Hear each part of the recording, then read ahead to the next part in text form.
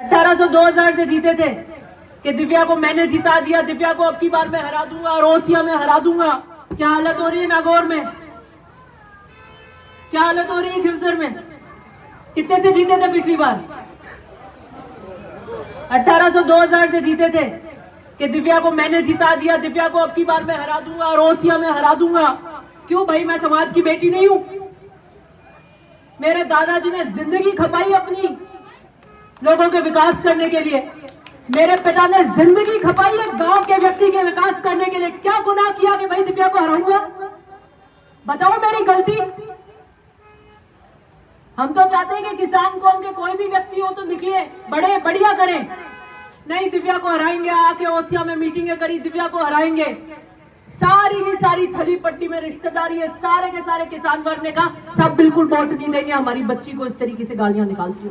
वो हमारी बच्ची है, हमारे समाज का गौरव है और अकेली खड़े होकर हमारे लिए लड़ती है। क्या हालत हुई?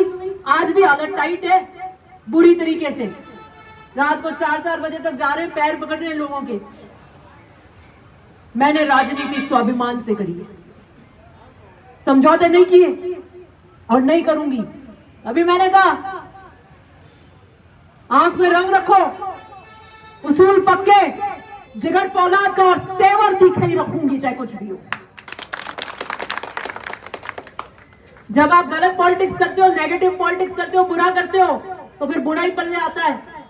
मदेना साहब ने कभी नहीं कहा अपने राजनीतिक जीवन में कि हम चुनाव हराएंगे। महिपाल जी ने कभी नहीं कहा कि हम चुनाव हराएंगे।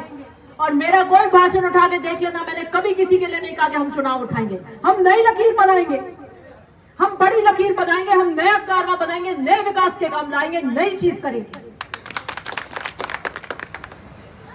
और चुनाव हार गए तो दोबारा उठेंगे, किसी के पैर पकड़ के नहीं उठेंगे।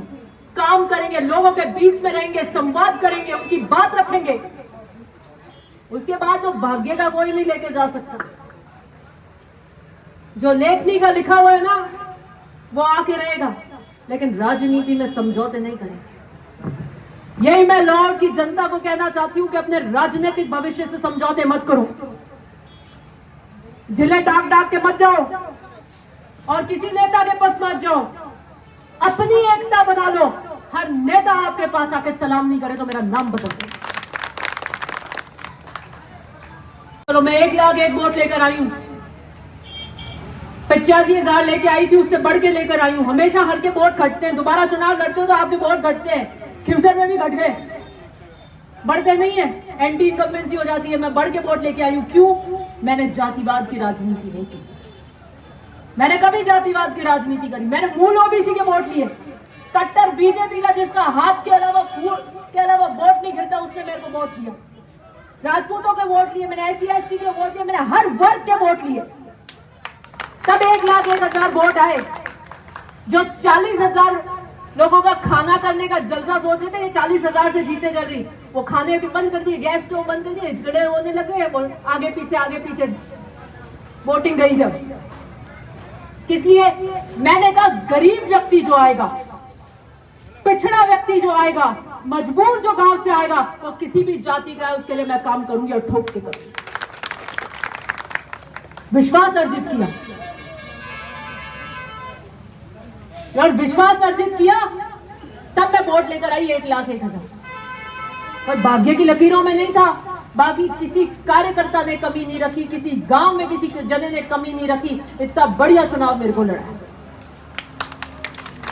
दिल में ये बात नहीं है कि साहब ये कर देते तो शायद ये हो जाता, ये कर देते। इससे बढ़िया चुनाव नहीं हो सकता, इससे बढ़िया कार्यकर्ता नहीं दौड़ सकता, इससे बढ़िया टीम नहीं हो सकती, इससे बढ़िया हम काम नहीं कर सकते। भाग्य का साथ नहीं होगा, इतनी कमी रह गई। चारों तरफ से घेर रखा था मेरे को, और खिवसर से तो विशेष बार बार आके चुनाव हराओ, चुनाव हराओ, चुनाव हराओ। अब मिल गई शांति। क्या क्या पाया चुनाव हरा के? मेरे को क्या पाया? घाटा हुआ ना तो लाहौर की जनता का हुआ, आपके भी उठाती मैं मुद्दे विधानसभा में। घाटा हुआ तो ओसिया की जनता को हुआ, उस किसान के भी मुद्दे उठाती। घाटा हुआ तो फलादी के किसान का भी हुआ कि उसके भी मुद्दे उठाती। मेरा तो कुछ नहीं गया। घर में AC लग रहे हैं, आराम से बैठे चले जाते हैं। अब जम्मू कश्मीर का प्रभार मिल गया, बड़े ठंड है, सेब हमारा बाग है, मैं 2-4 सेब तोड़ बटी खाया। पूछिया मैं की करे वापर जो खेती होवे मूंगफली री बटे सेब ही सेब है, कटे कटी केसर है कटी सेब है। नहीं पूछियो भाई कई भाव है की कर तोड़े की कर करे, आप यारी खेती देखो ये मामलो है।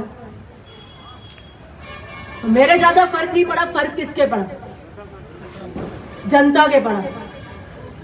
इसलिए सकारात्मक राजनीति करो, किसी को बढ़ाने का काम करो, किसी को तोड़ने का काम मत करो। यही बुलावन मैं आपको देने आई हूं।